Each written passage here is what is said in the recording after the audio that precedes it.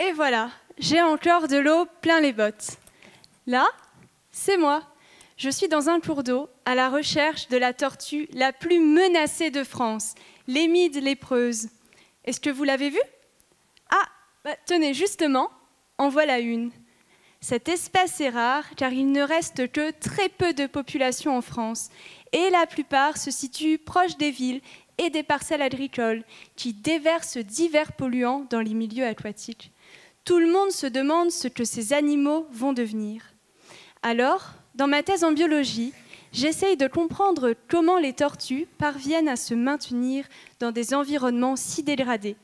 Alors peut-être que les animaux modifient leur comportement pour s'adapter à tous ces polluants, ou peut-être que les populations ne sont plus constituées que d'individus particulièrement résistants aux polluants. Pour vérifier mes hypothèses, je travaille sur 3 cours d'eau des Pyrénées-Orientales. D'abord, pour caractériser l'intégrité de mes habitats, je prélève des bidons d'eau, des bidons de sédiments et j'y recherche les polluants. Et le bilan n'est pas triste. On y retrouve des produits pharmaceutiques comme des antidépresseurs, des produits phytosanitaires, notamment des perturbateurs endocriniens, de la caféine et même des métaux lourds. C'est un sacré cocktail pour toutes ces tortues. Pour comprendre comment les animaux se comportent face à ces polluants, je les équipe avec du matériel dernier cri. D'abord, avec un GPS, comme celui de vos portables. Il me permet de suivre les déplacements des tortues et d'identifier leur site de ponte. Ensuite, avec un accéléromètre.